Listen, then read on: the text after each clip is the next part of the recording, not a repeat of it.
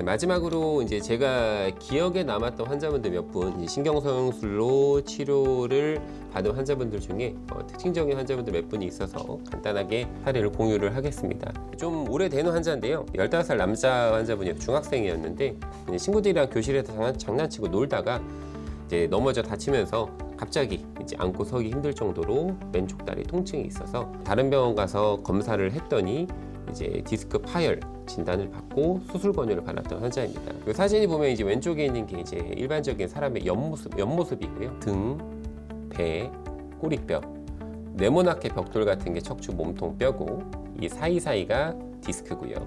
뒤에가 이제 등 근육과 이제 구조물이 있는 곳인데 이 사이에 하얀 공간 및 회색 빗살무늬 선이 신경입니다.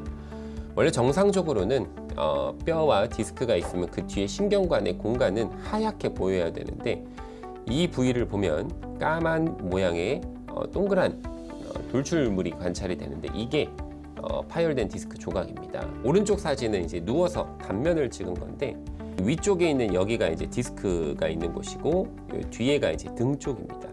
그럼 여기 삼각형 모양으로 있는 게 이제 신경이 지나가는 공간인데 우리가 가운데 선을 가상의 선을 기준으로 MRI는 좌우가 반대라 여기서 보이는 왼쪽이 실제로는 오른쪽 그리고 여기가 왼쪽입니다. 보면 이제 양쪽의 색깔이 다르죠. 오른쪽은 하얗게 보이는데 왼쪽에 이 짙은 회색으로 보이는 덩어리가 있는데 이게 이제 디스크 조각입니다.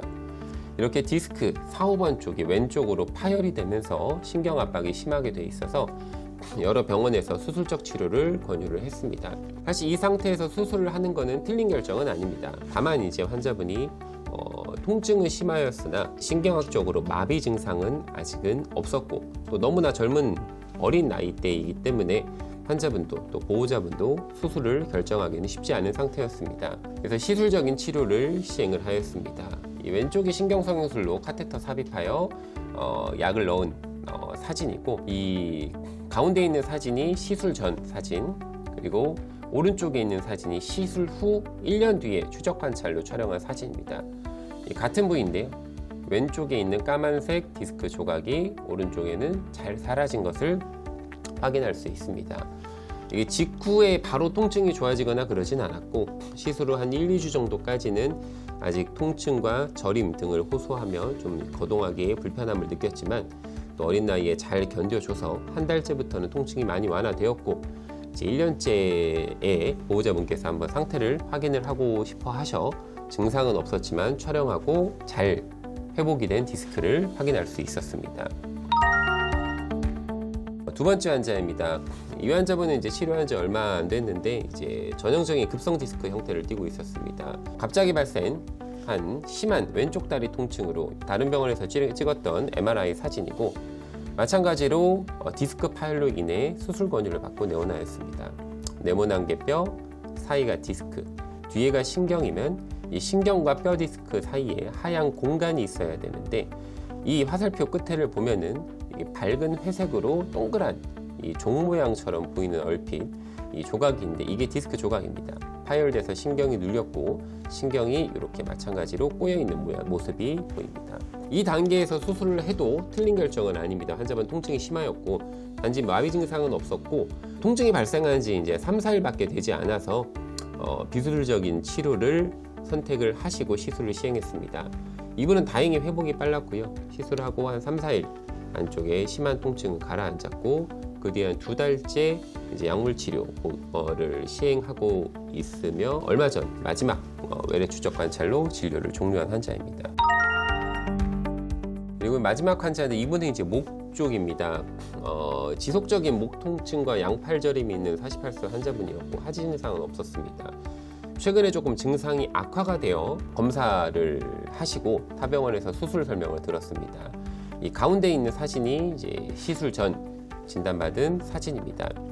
목 옆모습이고 네모난 게 뼈 마찬가지 사이가 디스크 뒤에 등뼈가 있으면 가운데가 신경입니다. 신경과 뼈 디스크는 이렇게 하얗게 빈 공간으로 위쪽이나 아래쪽처럼 여유 공간이 있어야 되는데 이 두 군데 내지 세 군데에서 앞쪽에 있는 디스크가 돌출이 되고 뒤에 있는 인대가 두꺼워지며 신경을 압박하고 있는 소견이 있었습니다.